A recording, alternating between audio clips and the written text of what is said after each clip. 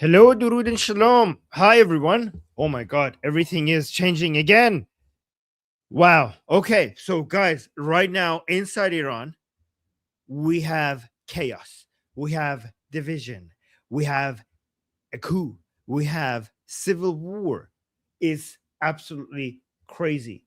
Everybody's turning against everyone else, and we have the IRGC versus the supreme leadership. We have Ghalibaf versus the pro-regime people. We have Hezbollah versus Israel making the deal impossible. You guys need to tell me what do you guys think about all of this, because I'm gonna in the chat. I'm gonna be talking to you guys as well. I'm gonna make sure that I'm engaging with you because I want to see what your questions are. Let me just give you rapid fire. Okay, like we already have questions. Okay, no. The questions need to be about what's the questions are need to be specifically about the most recent news for me to engage with them. At least at the beginning. Later down when we go, we could actually engage with some other questions. But guys, this is beautiful. This is beautiful. Everything is moving in the right direction. So we have the pro-regime people inside Iran losing their fucking mind. They're losing their mind with regard, like thinking that MOU or a deal is getting really close. And they also are becoming more and more suspicious that none of this is by Mujtaba. None of this is by Mujtaba, and Mujtaba is not actually agreeing to this deal because he's not coming out. He's not making a statement. They're coming out and protesting against Araghchi and Ghalibaf and Pezeshkian. They're saying death to Ghalibaf, death to Pezeshkian, death to Araghchi. They're also saying death to the compromisers, the people who are dealing with the Americans, death to them. We have members of parliaments. We have Rasai. We have Nabavian. We have Sabati coming out and speaking against the deal, speaking against the regime, speaking against the officials. Some of them are hinting at speaking even against the supreme leader if he's behind all of this. Let me make sure I star your questions so I respond to all of them. Um, President Trump has assured BB Iran deal will cover nuclear missile and Hezbollah. So they're trying to assure Israel that this is going to be good for Israel. We have, oh my God, so many updates regarding the protests of pro-regime Iranians against the negotiations. We have, hold on, let me see. In Lebanon, we have some updates. So Israel is aggressively attacking Hezbollah right now, and IDF says it is preparing for possible fire towards Israel. Ghalibaf came out and said Beirut strikes show U.S. cannot honor commitments, and President Trump came out and said Israel should have Israel shouldn't have attacked Beirut as U.S. Iran deal is very, very close. So, guys, this also shows how the part of the Islamic Republic that doesn't want a deal has Hezbollah as a weapon against the deal. I'm pretty sure this is how I see it right now. Guys, ask me your questions. I'm starring them because I want to make sure that I answer your questions. But let me just tell you how I see it right now. I think that Mujtaba, the institution that is Mujtaba Khamenei and Ghalibaf are desperate for a deal. And you could ask me why I think that, because I want to make sure that I respond to you guys instead of just talking. If you want to know why, ask me why. If you want to know why, ask me why. But I think that the IRGC, specifically Vahidi and Jafari, they're against the deal, right? They're very much against the deal. The leverage that Mujtaba and Ghalibaf have is that Ghalibaf and Pezeshkian are under the control of the Office of the Supreme Leadership. So when they come out and speak, is basically they are representing the Islamic Republic. The IRGC doesn't have a person that could come out and act like they're representing the Islamic Republic. So that is the advantage that the Mujtaba Ghalibaf camp has. The IRGC camp, however, they have the leverage of being able to fuck shit up, meaning that they could make a deal very difficult by shooting drones and missiles at ships around the Strait of Hormuz. And another thing they could do is they could get Hezbollah to attack Israel, for Israel to have to respond, for the Islamic Republic for it to become more difficult for the Islamic Republic to do a deal, because the pro-regime people will not be will not accept the Islamic Republic signing a deal while Hezbollah is being fucked like this. That this is it's very hard. It's very hard for the Mushtaba Ghalibaf camp to meet with, to basically actually sign a memorandum of understanding. Hezbollah is a big red line for the pro-regime people. Do you guys have? Let me see if there's any questions, or if not, I will keep talking myself. Right?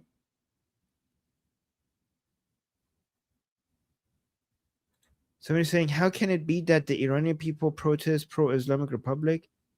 Well, the regime has a minority support, so most Iranian people are anti-regime, but the regime has its minority base of support, and it's very important. They are very important because if the regime loses that, then it will basically, that would be the last pillar of the regime, and the regime will come crumbling down if it loses that as well. Let me see. And then we got another question. What about the IRGC apparently saying no to deal? That's what I'm saying. The IRGC is not interested in a deal, but the thing is that they're not representing the Islamic Republic. Ghalibaf is, because he has the full endorsement of Mushtaba Khamenei. So they do not represent the Islamic Republic at the table. They're not at the table. Ghalibaf is at the table on behalf of Mushtaba. So it is technically not up to them, but it is really also up to them, because they could, if they are not happy, they could mess it up. Like if you're, so right now the IRGC is not in favor of any deal. Mushtaba is in favor of a deal because he doesn't want to die, but he doesn't want to lose legitimacy.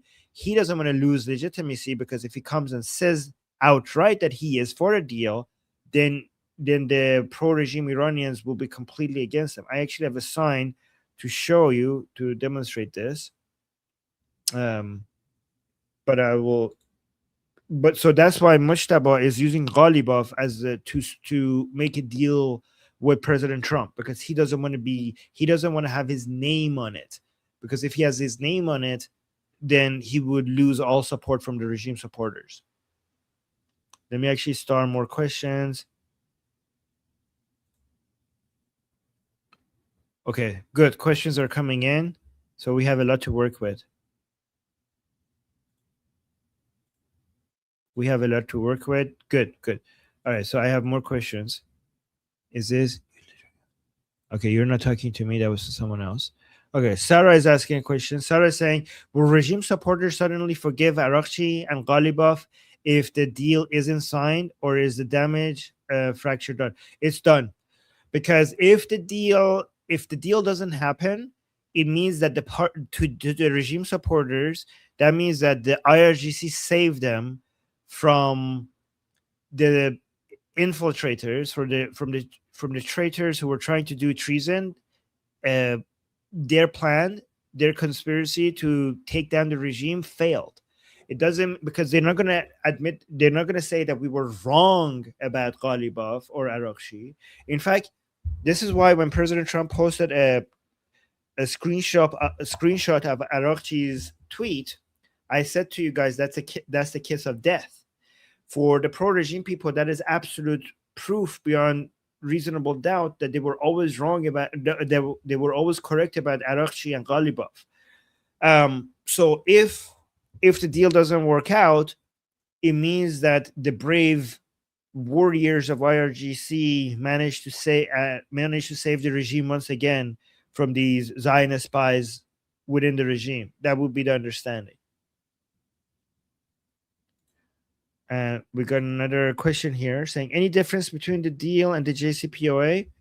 The difference is it's extremely humiliating, and it's removed. The JCPOA was the best path for the Islamic Republic.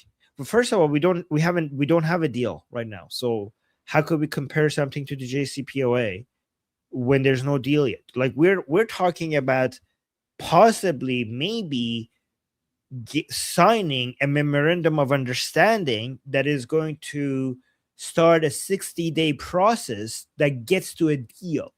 That's what we're talking about. So how could we judge what this deal looks like if we don't have a deal yet?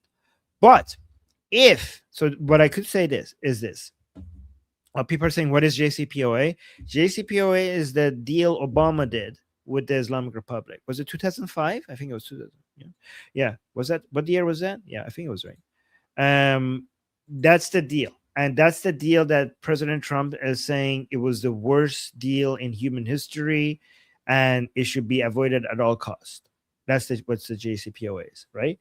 So the JCPOA released a lot of money to the Islamic Republic and pretended like it's limiting the Islamic Republic's ability to enrich uranium, but then later we found out we got information that the Islamic Republic was enriching uranium in other places that was not being inspected by the IAEA. So basically, what the JCPOA did is release a lot of money to the Islamic Republic for it to fund terrorism all around the world.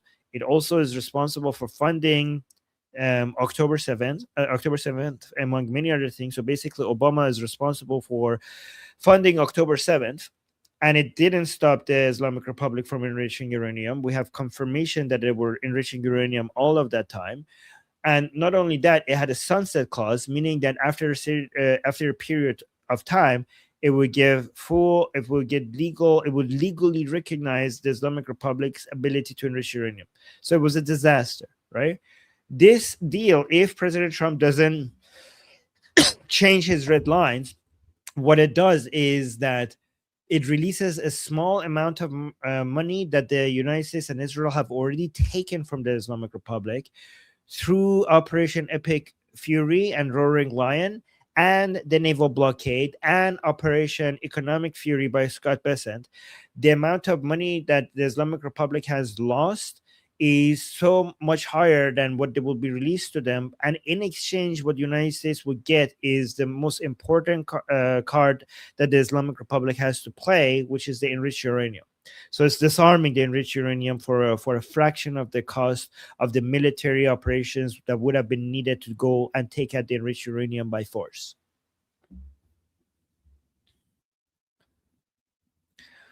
Mark is saying, any statements from Vahidi? Yeah, we got a while back ago. We got a statement from him, but it was a written statement. He was not present. He's hiding. He's in hiding, and he hasn't been seen for a long time. And it's interesting because I think he's afraid of Ghalibaf and Mushtaba. I think Vahidi believes that if he shows himself, Mushtaba and Ghalibaf will sell him out to the Americans and he will die. So he's not just hiding from the Americans and Israelis. I think Vahidi is also hiding from Ghalibaf and Mushtaba.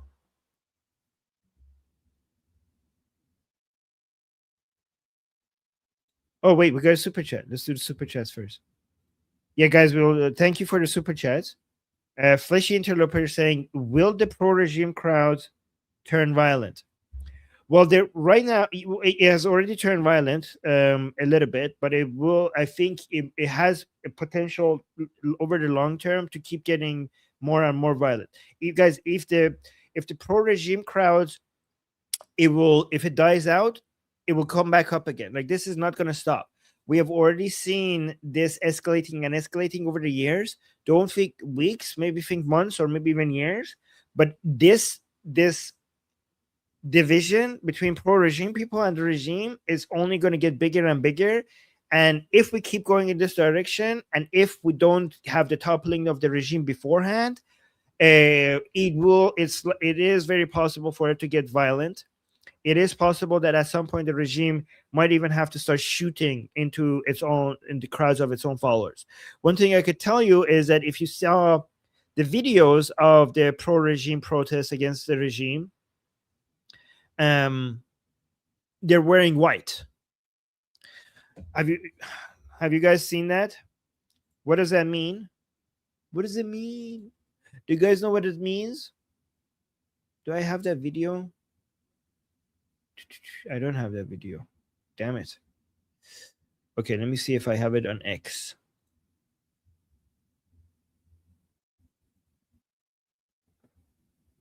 Do you know what it means that they're wearing white?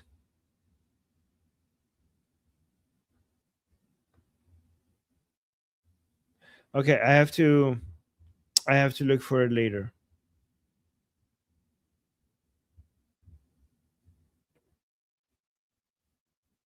Oh, maybe I have it.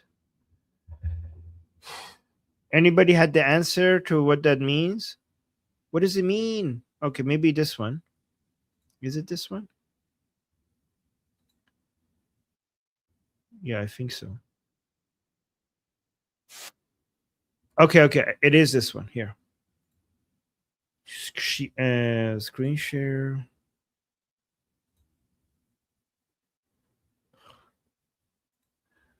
Maybe put the English on screen. Okay.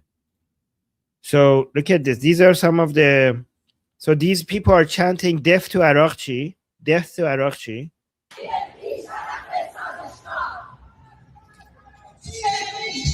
You see these? What is this white clothes? What is this white covering? Do you guys know? Let me see if anybody got it. They're ghosts? No, they're not ghosts. Not sure.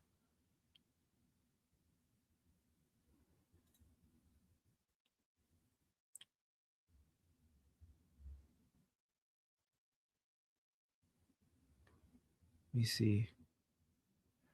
So this is they're wearing shroud. Yes, yes, somebody got it. Yes, they're wearing shrouds, meaning that they're ready to die, fighting the regime. Yes, they are ready to become martyrs, so they're already wearing their shrouds. That means kafan pusher, guys. If Iranians watching, it's called kafan pusher, Madame Biron. They're coming out to fight, and they don't care if the regime kills them.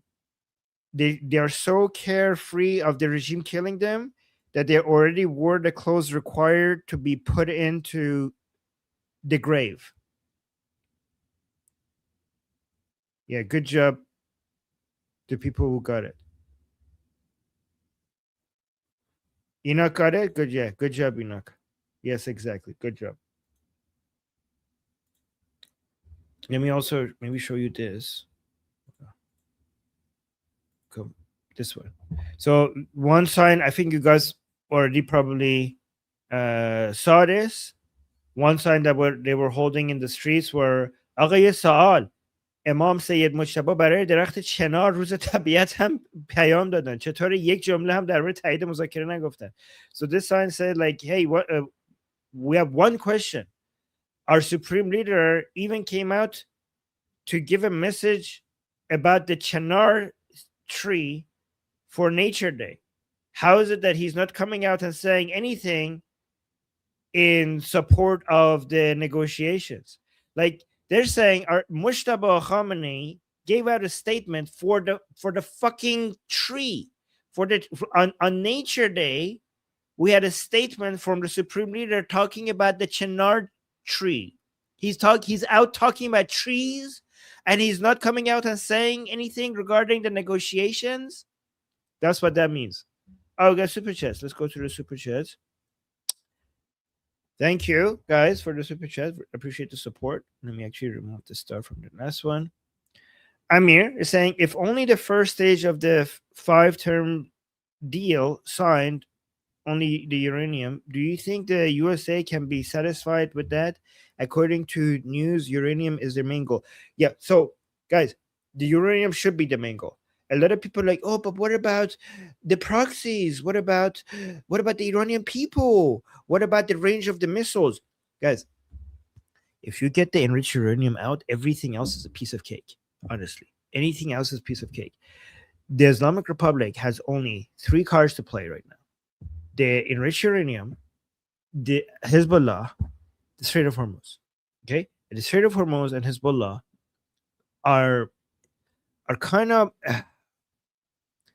of messy right now when it comes to making the deal. But if you get the enriched uranium out, the rest is easy. The rest is easy.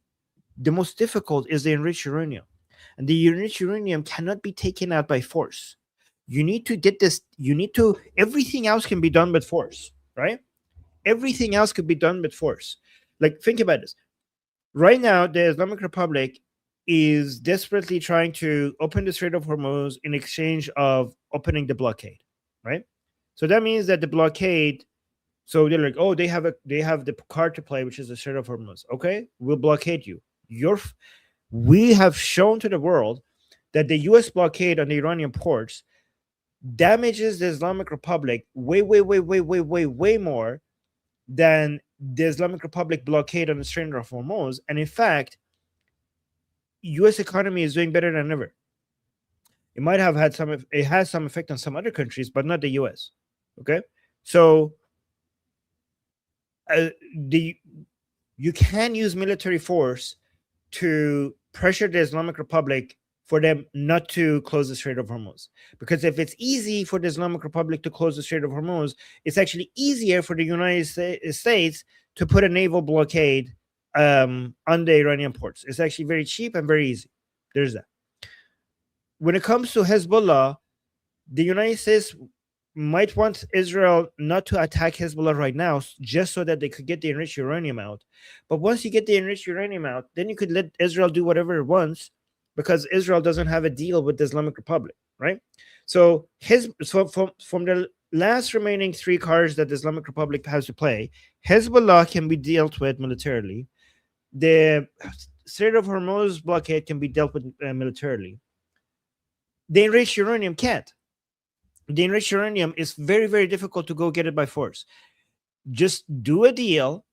It's hard to do a deal because IRGC is going to make it difficult, but it makes sense for why the United States wants to just do a deal, get the enriched uranium out, and then after that, do whatever they want anyways with the military, because everything else, you have so many excuses to go back to boom booms and kinetic military operations as much as you want. Or if the Americans don't want to do it, they could let Israel do it after that, right? Just get the goddamn enriched uranium out, and then once you move the most important leverage the Islamic Republic has, everything else can be achieved with military operations, including everything that is required for the toppling of the regime and the liberation of the Iranian people.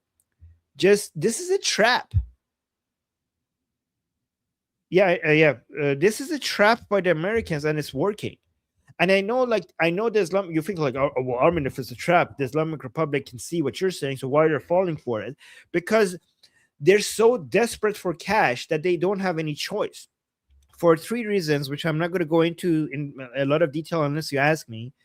But because they think that they could blame everything on Pezeshkian, and because they're so desperate for cash because of the naval blockade and Operation Economic Fury, and because the Supreme Leader and Ghalibaf are afraid of IRGC and they need the Americans' help with dealing with IRGC, for all of these reasons, even though this is a trap by the Americans, they have no choice but to accept it.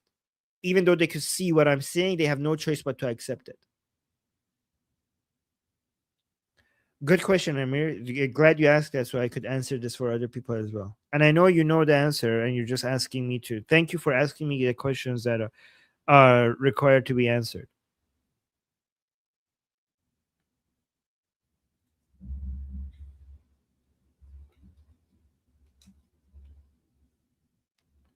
Oh, people are Sarah saying, what is the Chinar tree? I just looked it up. Wait, Chinar. No, that's not it. Chinar tree is I don't know how you say it in English. It's a type of tree. We got another super chat by Justin. Justin, thank you, Justin.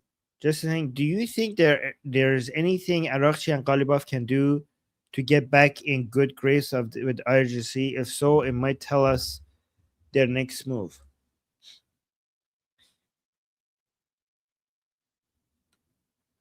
Not really. I mean, Araghchi might. Here's the thing. Araghchi is not a decision maker. Araghchi is a puppet, okay? And Araghchi could be the puppet for Vahidi one day, or the puppet for the Supreme Leader one day, or the puppet for Ghalibaf the other way. We already saw that Araghchi went into the Vahidi camp for a little bit, but now he's back to the supreme leader camp. So Araghchi is not a source of power, right? Araghchi and Pezeshkian are not sources of power. They're tools to be used. Ghalibaf is a source of power. Vahidi is a source of power. Mushtaba is a source of power. But Araghchi is a puppet. It's a tool. So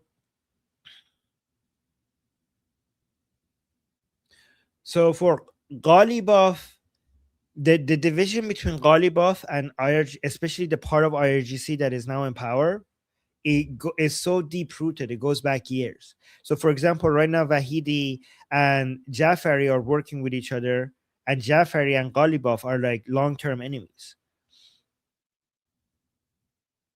The thing is that because of, if you think about it from a game theory perspective, even if you wanted to go and work with IRGC, you cannot. Your interests are not aligned with them, so you would not be trusted.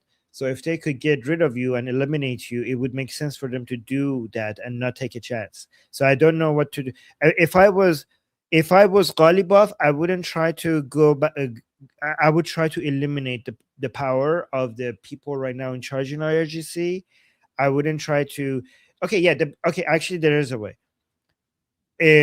For Ghalibaf to go back in good graces with IRGC, he needs to get the Americans to kill the people who are in charge within IRGC right now and replace them with some other people.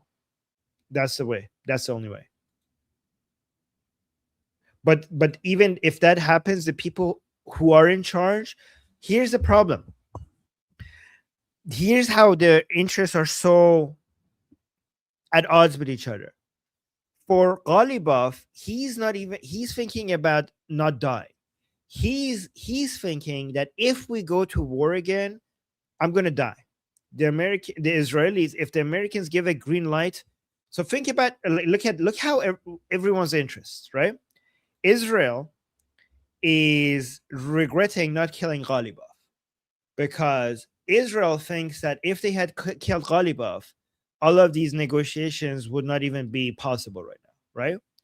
So if this rounds of negotiations fail and President Trump loses his patience and gives the green light to the Israelis to go in, the Israelis will be very, very motivated to kill Ghalibaf, to destroy the chances of negotiations, right? Unless the Americans tell them that put Ghalibaf on a no-kill list, right? So, I mean, I'm not saying that's the case, but I'm saying at least from Ghalibaf's perspective, that is the case, and he's terrified. So, from Ghalibaf's perspective, this is not even about saving the regime anymore. This is about saving his own ass. So it's the same thing with Mushtaba if he's alive. So they would be, both of them would be very, very motivated to stop the Americans from attacking, right? And the only way to get that is to give the Americans what they want. And if Americans get to what they want, it was the beginning of the end for IRGC. It's really hard to explain it in a very short and concise way. But if you understand the structure of the IRGC's entire structure and revenue source and military power and everything else, it depends on an isolationist command structure of not just the military but also the economy. That it cannot open, that the IRGC cannot open up Iran's economy to the world because it would be the end of their control. It cannot allow the structure that makes the world be. The IRGC needs the world to be afraid of the Islamic Republic. The IRGC's entire model is a Shia pan-Islamic imperialist expansionist model, and anything that moves, that takes the direction of the people in charge in Iran away from that, it fundamentally takes away everything the IRGC is about, right? It threatens their survival, because if the people in Iran, if the rulers in Iran change direction from their entire focus to be going away from exporting the revolution beyond the borders of Iran, and for them to not have a closed command-based economy where IRGC controls everything, so that they could use those resources for them to advance that expansionist model, then that would be the beginning of the collapse of the IRGC. And the IRGC knows that. So whoever you put in charge of the IRGC, if they have control over the resources of IRGC, they will understand that their power and their wealth comes from the continuation of that model. And that model will always be at odds with anybody within the Islamic Republic who is trying to submit to the Americans, who's trying to stop being an annoyance to the Western world. Because if you stop being a threat to the Western world, it requires the collapse of the model that justifies and promotes and facilitates the IRGC's controls and power. So this is why it is the interest of Ghalibaf is at fundamental odds right now. The interest of Ghalibaf, which is keeping his own ass alive, is right now is fundamentally at odds with what makes the IRGC IRGC. Does that answer your question?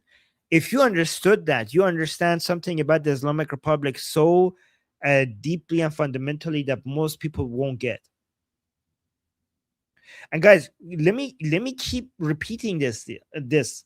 We are so fucking far away from a deal still, okay? But look at even the mere possibility of a deal. Like it's still very, guys, we're talking about perhaps maybe getting to signing a memorandum of understanding, which is not a deal, okay? And we don't even know if we have that, a signing of the MOU. I think like need to keep reminding people of that, right? Because people are acting like we have a deal. We don't have a deal. And not only we don't have a deal, the IRGC has so much opportunity to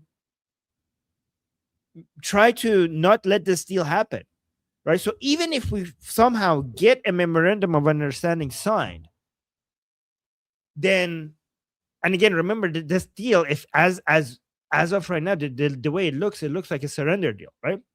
But even if we get a memorandum of understanding signed, the IRGC has plenty of opportunity to get Hezbollah to attack Israel, so Israel has to respond. So Israel responding, means that the Ghalibaf becomes more difficult for Ghalibaf to have a deal.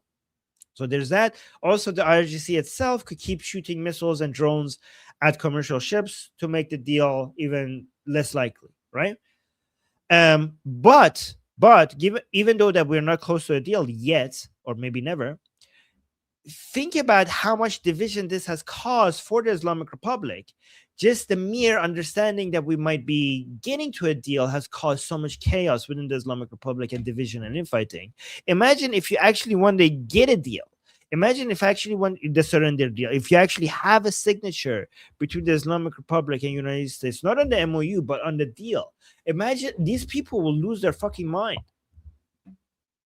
Let me see. We have more super chats. Thank you, guys. So Ehf is saying, what time today is the deal supposed to be signed? If it is, I don't think we have a specific time. Do we have a specific time? It was supposed to be today, but I don't know if they are. I don't know if there is communicated that the. But here's an interesting thing. I do know that the fact that they have agreed to do it virtually, electronically, rather than in person, was President Trump allowing the Islamic Republic to try to save face a little bit. And remember, the IRGC keeps coming out and saying this is fake news. It's not happening today. So guys, look at the different parts of the Islamic Republic. The IRGC said, like, this is fake news. It's not happening today. But even the parts of the Islamic Republic, like Araghchi and the spokesperson for the foreign ministry, they haven't said that we have a specific date. They have said that we're closer to signing a memorandum of understanding than ever before. but they haven't said that they haven't confirmed the date. Only President Trump mentioned Sunday. And remember, President Trump has mentioned that we're close to a deal 38 times. I think this is now number 39, which again, a lot of people are like, oh yeah, President Trump, we can't take President Trump seriously because he keeps saying this and nothing happens. That's true. But every time the effect has been that the pro-regime people panicked and turned against the regime, and now they're panicking. So let's say, like this Sunday, we have no signing of the memorandum of understanding. Does that mean that it was a bad idea for President Trump to say that? No. The result of President Trump saying that this is going to be this Sunday is all the protests that you're seeing in the streets of Iran for pro-regime people against the regime. So that was the right thing to say. It's not. It might not be true, but it was the right thing to say.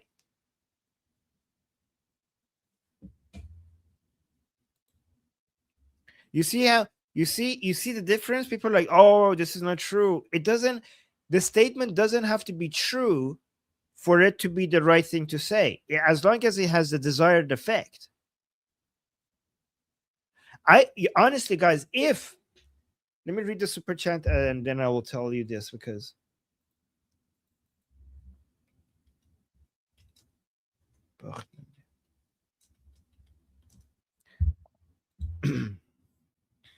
yeah, okay, we got another super chat.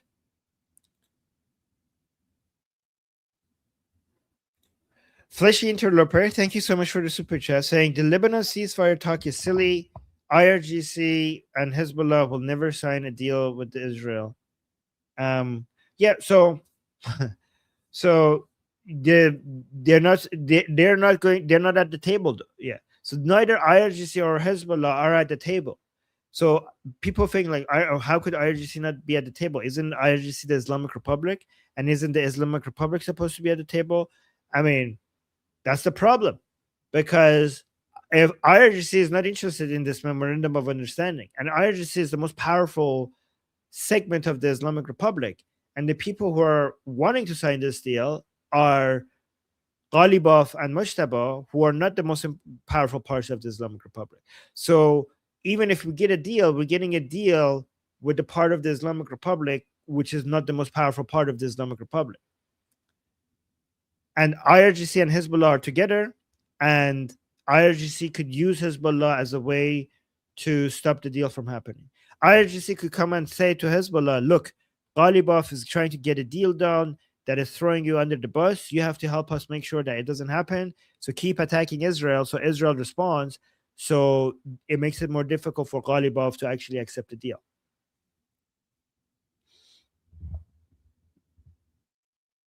Let me actually write miracle. Oh.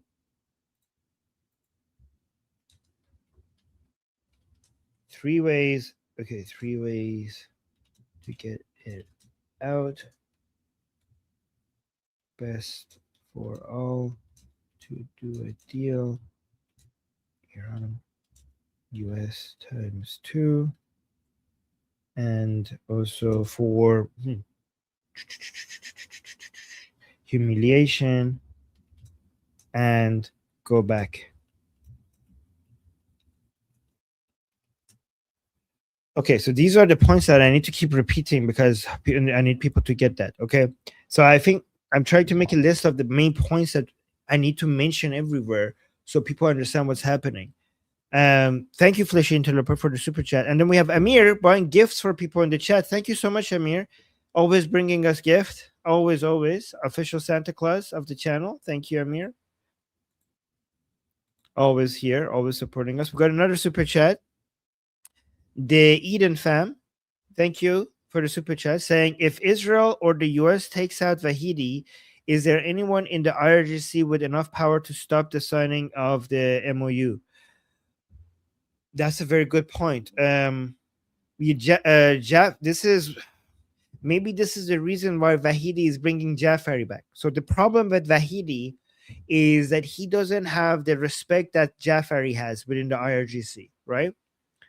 He doesn't have the he doesn't have the expertise, the mind, and the respect that Jafari has within the IRGC. So this is why Vahidi recently brought back Jafari. Jafari had been sidelined by Ali Khamenei for some time. Jafari was the person within the IRGC that is responsible for the mosaic design of the IRGC. He's considered to be a genius within the IRGC people, and he's also the person who years ago, in a leaked audio, it came out that he was telling people that Ghalibaf is corrupted and is stealing money. Okay, so he has been sidelined for a while, and now Vahidi is bringing him back to power. Um, and so, given how much, and I think he knows how to manage IRGC more than Vahidi. So I think if Vahidi is out, Jafari would be the person. Jafari might actually be better than Vahidi. So if anything, the US should take out Vahidi and Jafari together. And okay, so here I think the best thing to do is to, I mean, I don't know if it's possible. I don't know if we know where these people are, but we need to take out Vahidi, Jafari, Zolgad, Nejat, and Abdullahi. I think if you take all of these people out, Musa, did I say Musavi? Yeah, Musavi. I think there would be a better list, not just Vahidi. We got another super chat. Thank you so much. Sarah saying, love you and appreciate you. Hasana Bashi Aziz. Merci, Sarah Chan. Azizi. Love you too, Sarah. Philly with a super chat saying, do you think Trump's strategy could be fake talking with the regime while kind of hoping the regime will do an attack so Trump have the morale on his side to destroy the regime, IRGC, etc.? I actually think a deal would be better for us. And I think that it makes sense for President Trump to try to get a deal done, because it's very because there's not stopping the United States to go back to military operations. There's absolutely nothing that stops the United States and or Israel to go to military operations if you get the enriched uranium out with a deal. The best option is to tell these people that I'm going to kill you if you don't give me the enriched uranium, and then get the enriched uranium with a deal, and then after go kill them. Right? This is why I'm actually hoping for a deal. It's really hard. I don't see it. It's really difficult to get to a deal, very difficult, but I actually prefer a deal.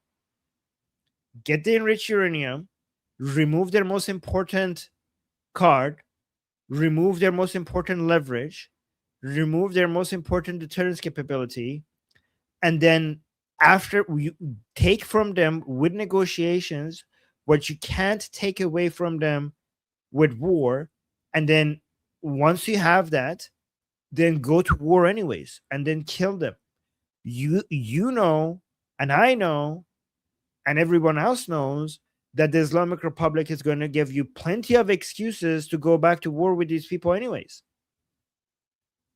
because the conditions within the agreement is going to be no support for terrorism and keeping the Strait of Hormuz open.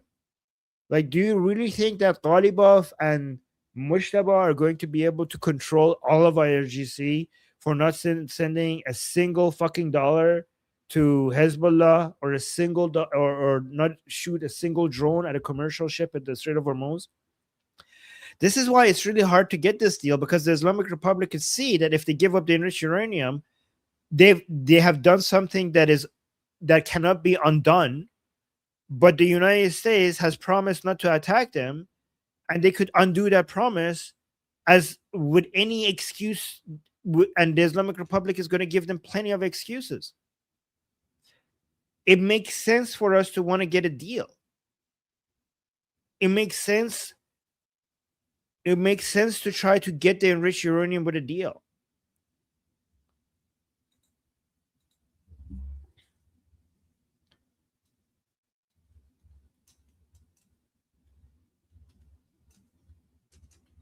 I need to write these points.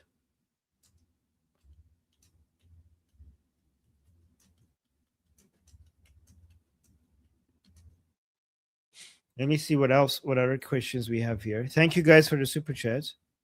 Did I answer your question? So I don't think he's fake talking. I think he's actually genuinely looking for a deal. Um and it makes sense. And I agree with it.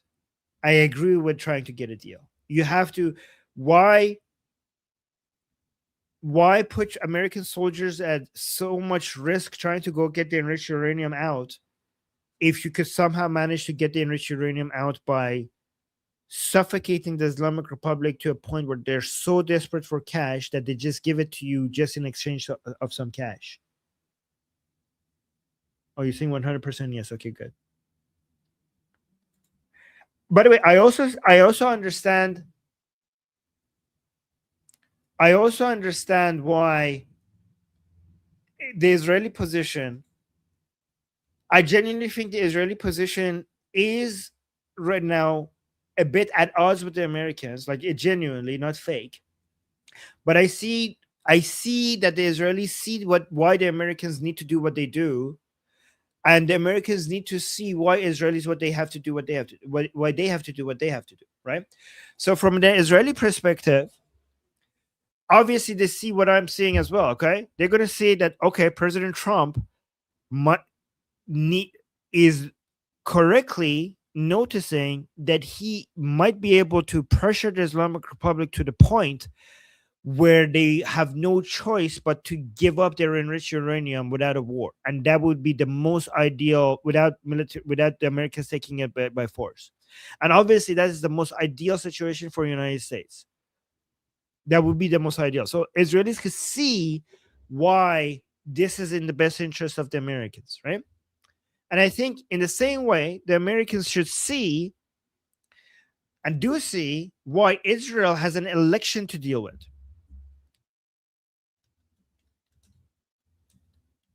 I'm making so many good points that I have to keep pausing and writing it down. Okay? From a perspective of Israelis, this might be true, the best way for the Americans to move forward. But right now in Israel, we have so many people, their perception of what's happening is that President Trump is not letting Netanyahu defend Israelis against Hezbollah. And Hezbollah is taking advantage of this perception. Let me write that down. Hezbollah is taking advantage of the perceptions that Israelis have over Netanyahu right now. What they're seeing, okay, so if I'm Trump, I would be telling Bibi, like, listen, let's just get this fucking uranium. Let's just get this fucking uranium, and then you could do whatever you want after. Let's just get this out. And then go, you do you after we take the uranium out. Let's just get this fucking shit out. Okay. But from Israel, from the Israeli perspective, they're like, but if Hezbollah is attacking me and I don't attack them so that we could get this deal, I'm going to be crucified. Well, that is Jewish. I'm going to lose the election. I'm going to lose the election. The Israeli people are going to be like, what the fuck? Like, my opposition is going to come and say, what the fuck? Hezbollah is attacking us and we're not responding because of a leader of another country? Like, are we not an independent nation state? Do we not have the right to defend ourselves? So the opposition to Bibi will take full advantage of this.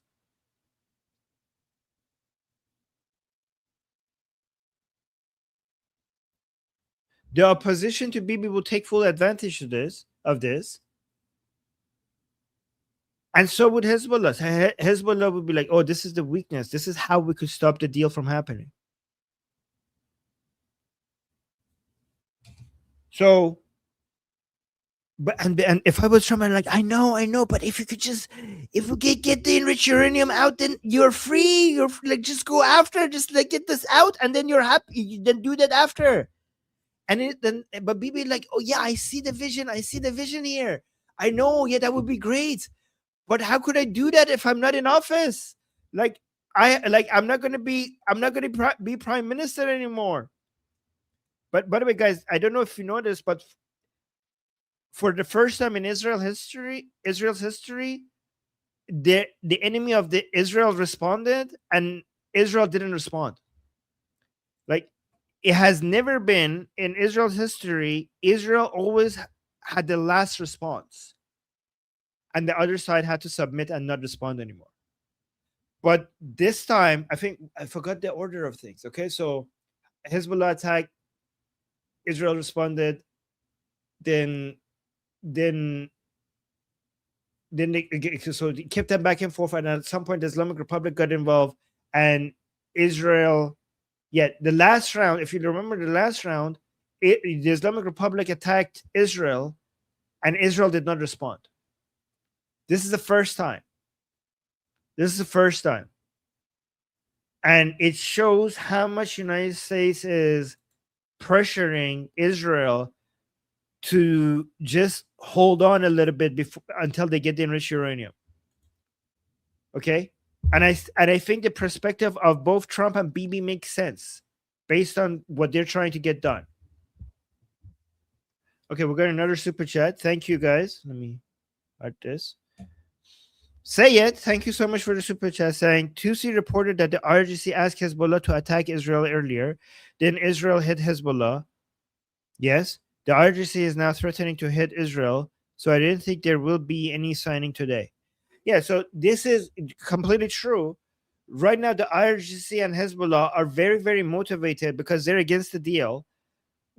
Today would be the most, they would be very interested to escalate things to stop the Ghalibaf Mujtaba team from being able to, because think about it, if we get a signing of the memorandum of understanding on the day that Israel is attacking Hezbollah, then that would be so devastating for the legitimacy of not just Ghalibaf, but also the supreme leader, who I remind you, that came out and said that he has a full endorsement of the Ghalibaf has a full endorsement of the supreme leader. Guys, I just thought about another good point. I'm impressing myself so much. I need to keep writing these impressive points that I'm thinking of. Here's another point that I'm going to write down right now while I'm telling it to you guys. I'm going to just let voice to text write it down. Hezbollah and IRGC are trying to mess with the deal happening, not by attacking Israel, because attacking Israel, it doesn't mess with the deal. Israel attacking Hezbollah messes with the deal, which is devastating for the people in Lebanon, right? So think about it. Think about how evil this is, right? If IRGC attacks Israel, or if Hezbollah attacks Israel, that does not mess with the deal.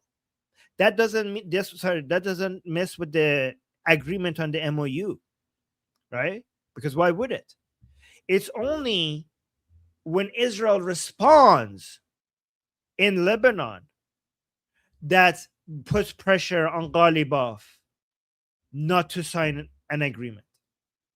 So what the IRGC and Hezbollah are relying on, our Israeli response they're relying on Israel being forced to respond. That's what they're hoping. Like, so IRGC and Hezbollah want Israel to respond in Lebanon because they have to, elections and you having to show your deterrence, all of that. They want Israel to respond so that the pro-regime people in Iran get angry with Ghalibaf if he signs an agreement while Hezbollah is being attacked. So think about the Lebanese people being just used like this. Like, the Lebanese people have to live under war because Hezbollah and IRGC are trying to cause an Israeli response. Do you guys understand that? Let me know if what I'm saying is too complicated or if it makes sense. This is like a little bit like more nuanced than these. Guys? Do you agree that the discussions that we have here is at a different level, right? Do you guys agree that we have the discussions that we have here is like at a completely different level? Oh, Javid is saying, could you explain again? Okay, okay. Right. So if I'm IRGC and Hezbollah, and I'm not happy with the deal or the MOU being signed, how could I force Ghalibaf not to sign the MOU, the Tafahum Name, the Memorandum of Understanding? Okay. We managed to successfully make it so that attacking Hezbollah is a red line. That if Hezbollah is being attacked, then no agreement, no signature, right? So every time I see like, Ghalibaf is getting close to signing an agreement, I'm like, let's attack Israel. So Israel has to attack us, and then the pro-regime Iranians will be like, don't you fucking dare sign that shit while Hezbollah is being attacked. Okay? I think I made it easy to understand. Was that good? Was that good? Was that a good explanation? Like, does that easy enough to understand? Okay, good. Got a thumbs up. All right. Yeah, fleshy interloper saying deal with that. Israel is good for Iranians. Yeah, so the Israeli participation that the Americans expect right now is to just wait till we get the enriched uranium out. But the problem, okay, here's the problem. And here's why this is very difficult. The problem is that getting the enriched uranium out takes a long fucking time, right? So what Israel like? What am I supposed to fucking do? Like, if you guys have an agreement, first of all, if you get the MOU, there's 60 days to a deal. Like, you have 60 days to get a deal. And then even if you get a deal, sending engineers into Iran to get the enriched uranium out, that could take months. I don't know how long that takes. That sounds like a very complicated engineering process. So am I, as Israel, supposed to wait here and be like, anytime now, like, okay, like Hezbollah is attacking us, and I'm like, just sit here, like, okay. Like, you got a signature for an MOU. Let me wait 60 days. Okay, now you have a deal. Okay, now you sent the engineers. Just wait, like, I'm being bombed by Hezbollah. Okay, like, we're just gonna live under this bombardment for months until you can get the enriched uranium out. Like, that doesn't seem fair to us. Right? That doesn't seem fair at all. Right? I can't do that. Right? So, but then if you could, that would be so, like, if it is like, I can see why this is the most ideal such thing to go with. You know what I mean? I understand all sides of this.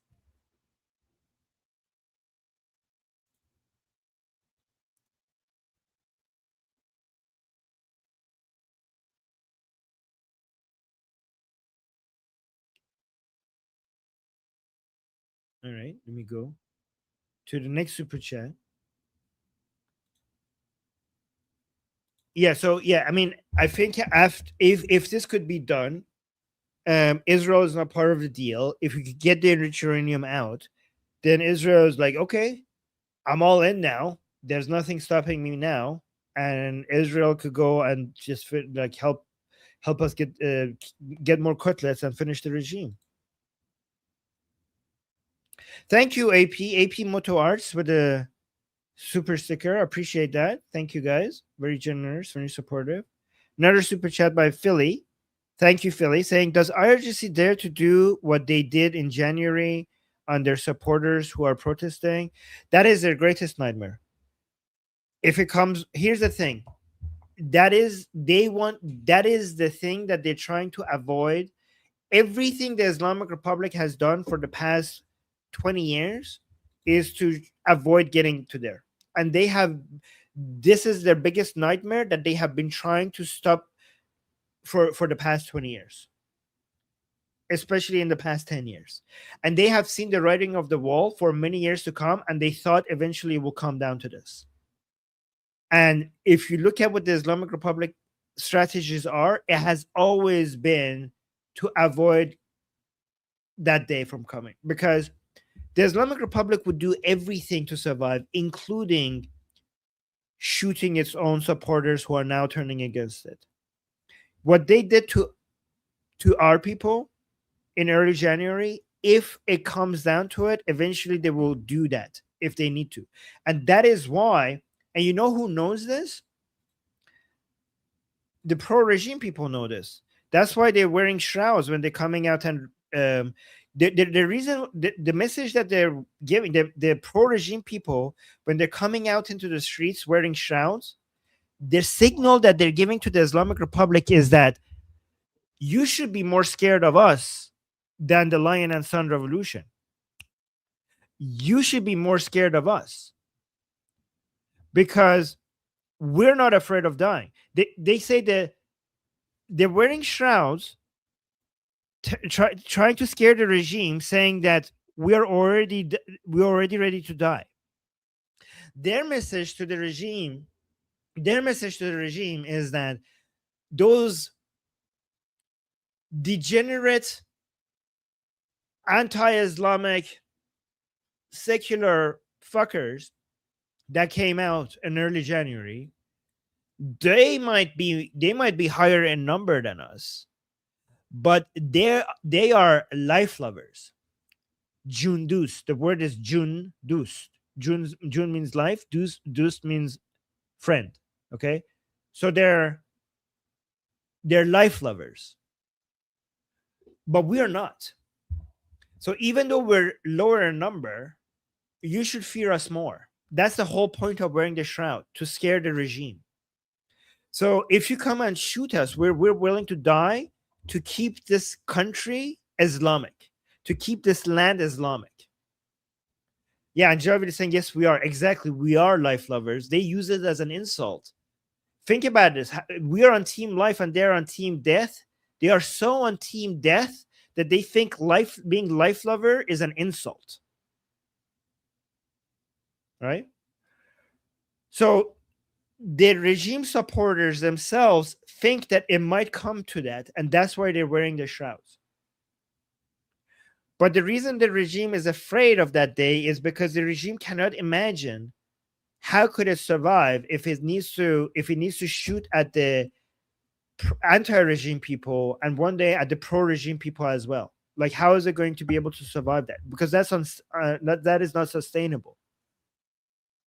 Guys, and I remember, again, can I just claim credit here? Years ago, nobody saw this coming. Nobody saw this coming. And I've been talking about the day that this will happen for 5 fucking years. 5 fucking years I told you this happened. Nobody saw this coming. Even the people, the analysts, like Persian-speaking Iranian analysts who make Persian content, they didn't see this coming this many years ahead of time. And I started to create this phrase called the double uprising. I said that what the regime is afraid of is the double uprising. That's what I tried to coin the term double uprising, which means the uprising from the more secular-minded, anti-regime Iranians, but then on top of that, a new uprising of the pro-regime, more Islamic-minded minority Iranians.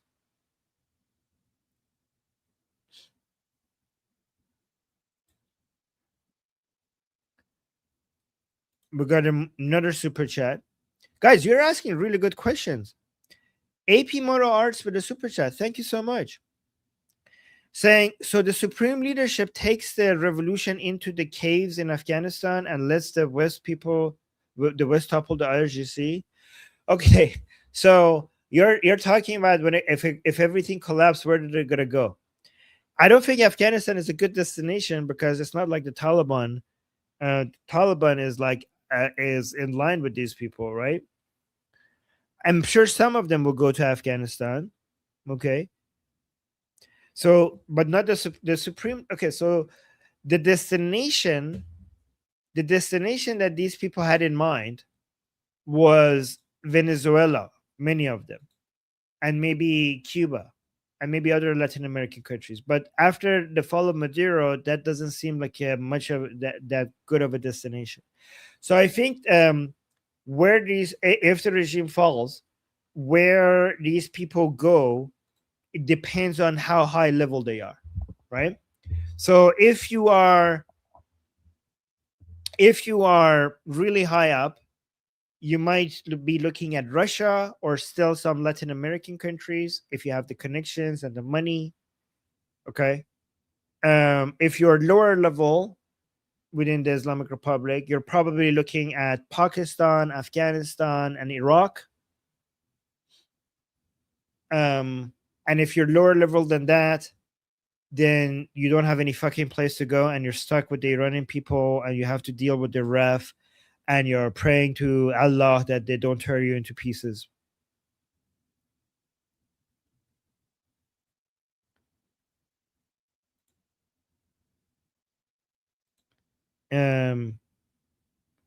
Good question.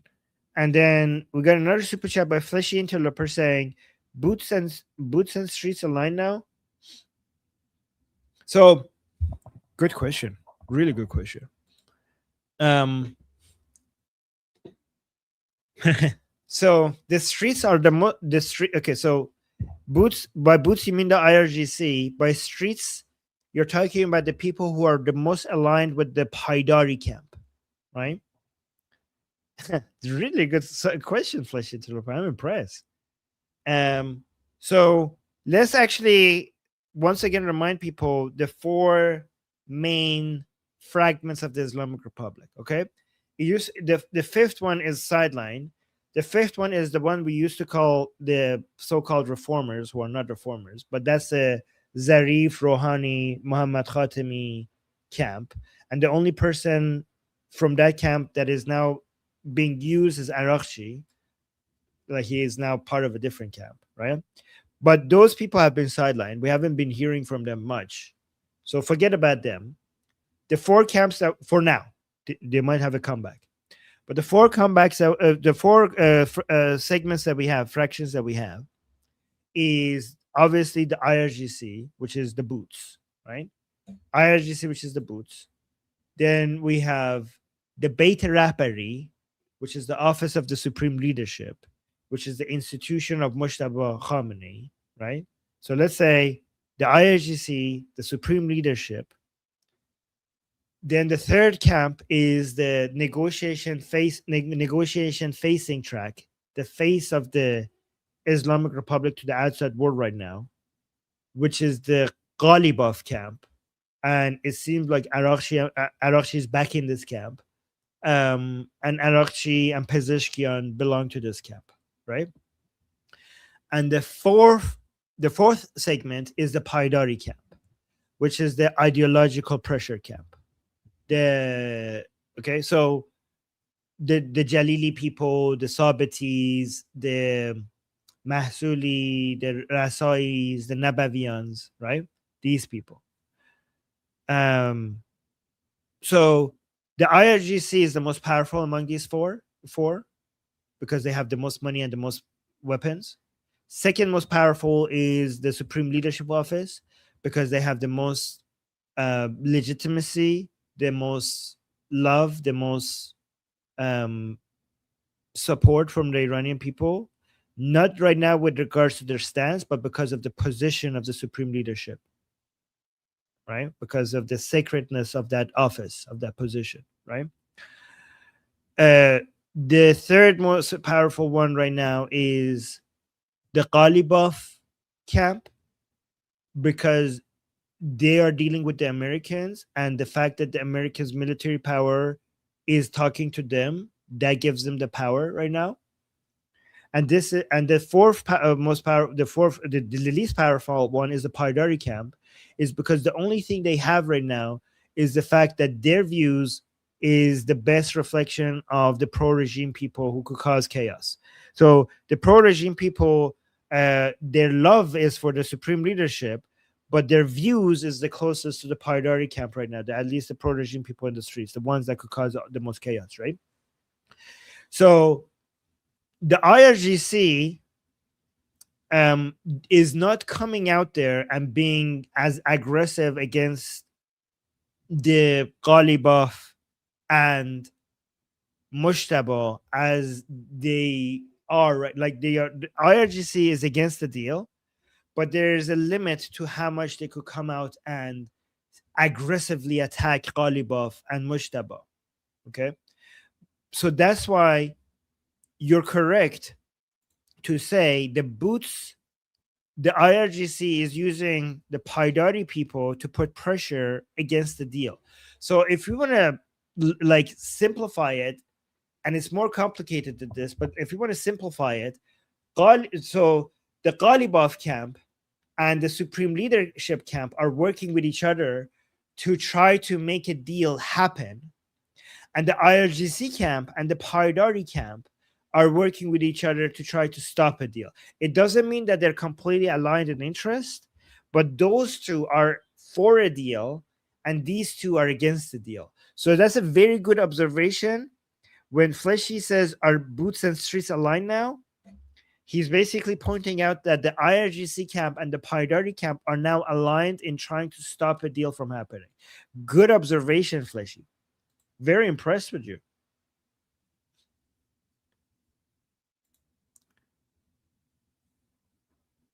I should type write that down. Okay. So boots and streets versus turbans and what should we give? And suits. Okay. Ooh, that's a great, guys. We're gonna call the office of the Supreme Leadership turbans. We're gonna call the Ghalibaf camp the suits. We're gonna call the Paidari camp the streets, and we're gonna call the IRGC camp the boots. So it's boots and streets versus turbans and suits. Is that good?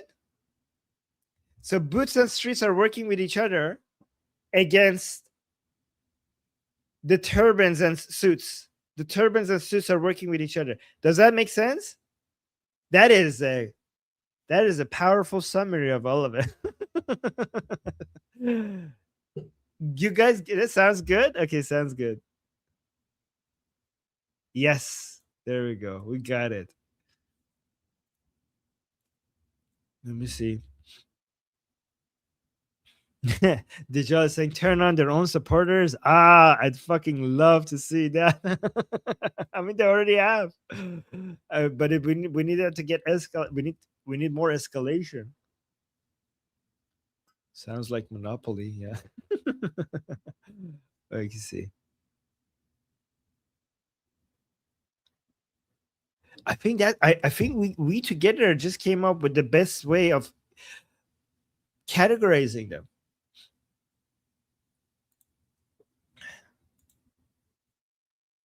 Let me see.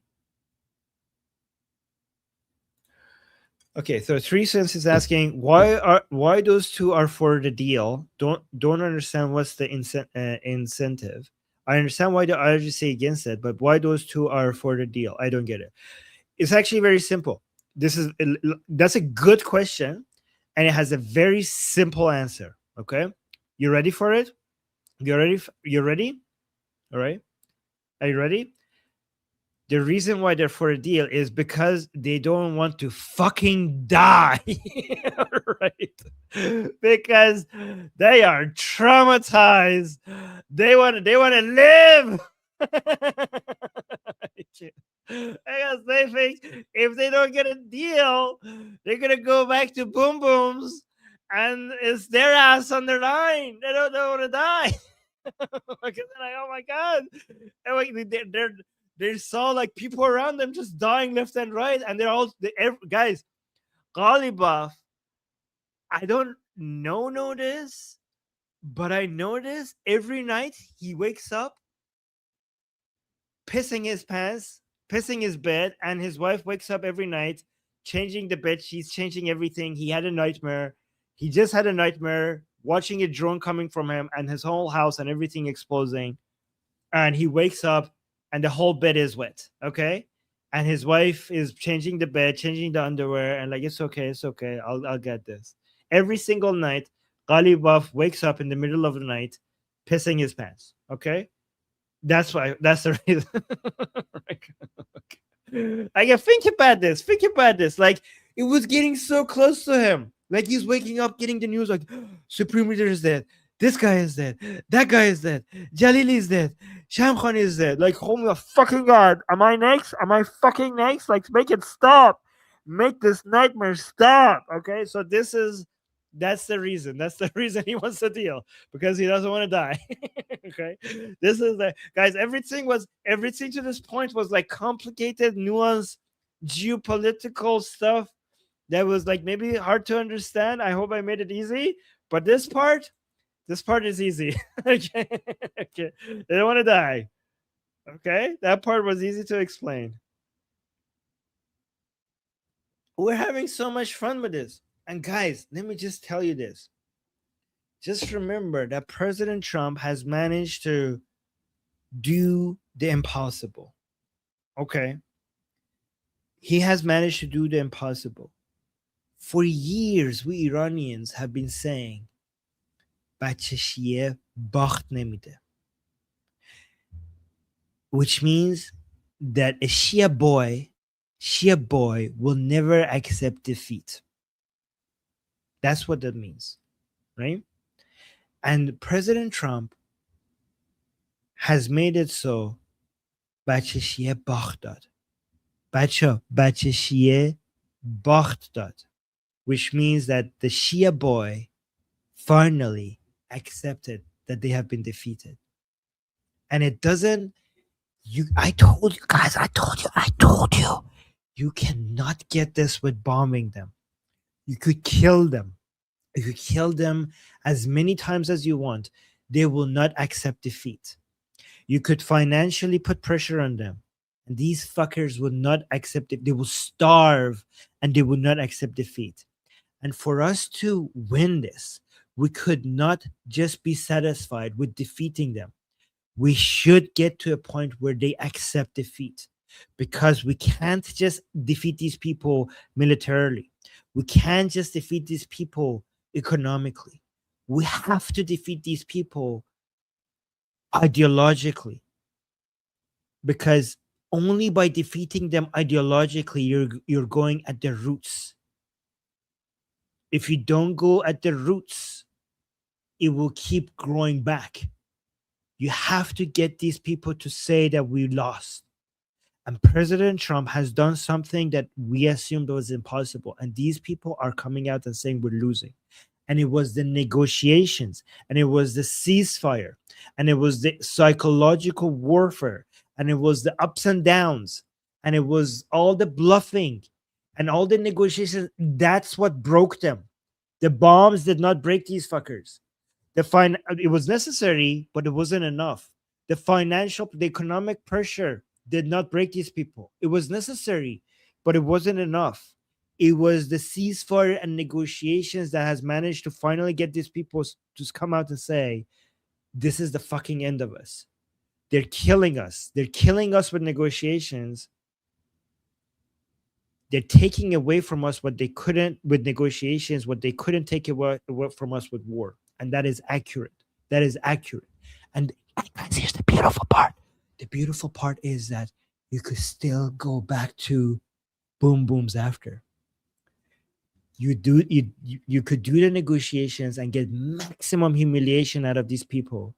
And after all of this is done, you could still go back to bombing the fuck out of them.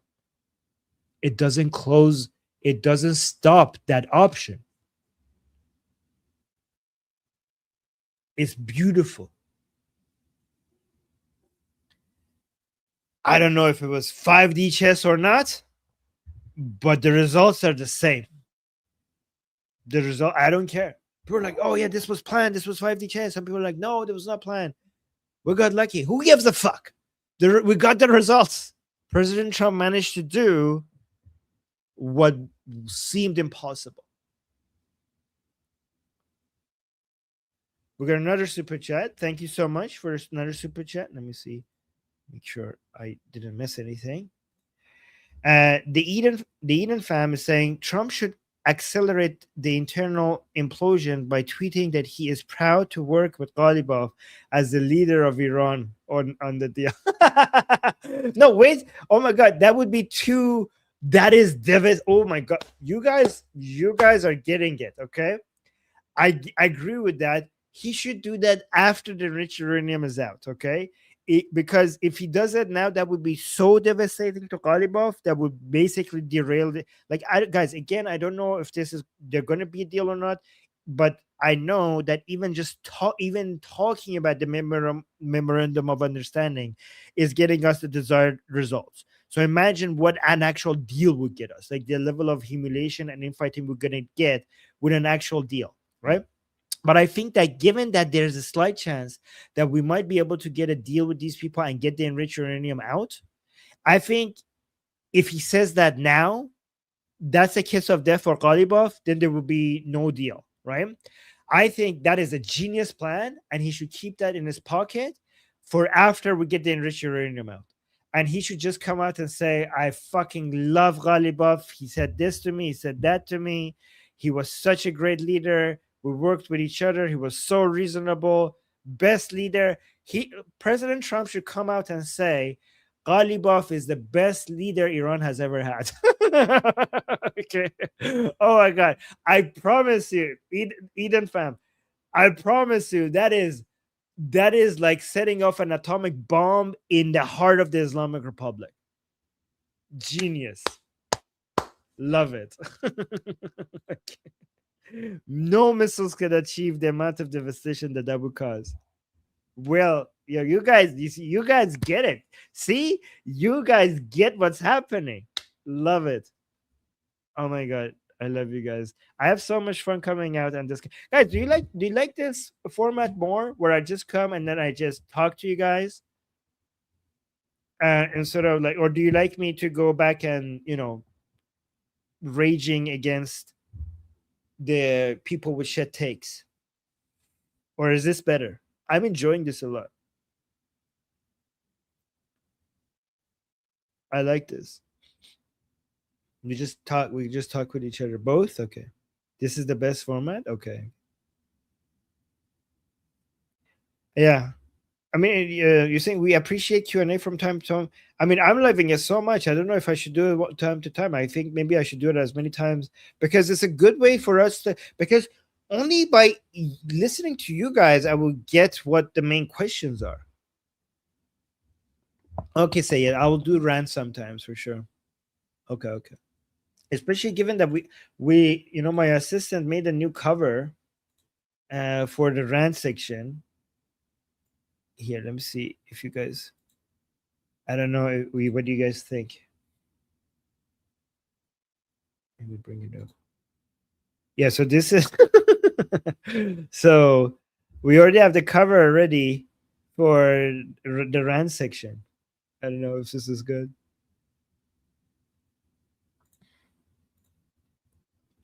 You love this? You guys love this? Okay, I love this. Fantastic. All right, guys, let me go get ready for Iran Revolution Live.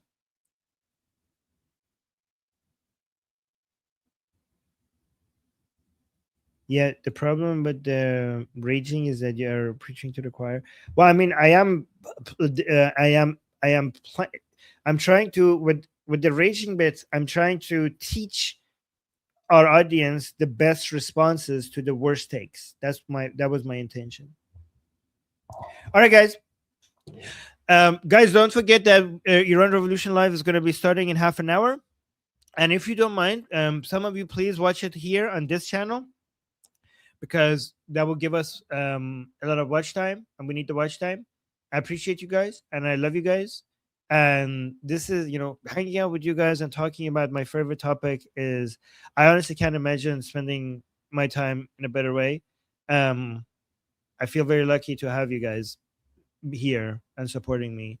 Honestly, this is the no matter what happens, this is, I will keep doing this forever. There's nothing that could change that. This is the best life to come and talk about stuff that interests you to the people that you like. So love you guys, and I'm very grateful for you guys being here. I really mean that. And yeah, we'll keep doing this same time tomorrow. So guys, come at the beginning is when I come here, come with your questions right at the beginning, so I have something to work with right at the beginning. Right, once we get started, eventually it keeps rolling and it's fine. There's so many questions already in the chat, but at the beginning, maybe I should have something ready at the beginning when people are coming in. Yeah, I'll do that. All right, guys. See you guys same time tomorrow. And until from well, actually, I'll see you guys in 30 minutes. So I'm Israel Chai, Slava Ukrainian, Cuba Libre, Long Live America, Javid Shah, Payande, Iran. See you guys soon.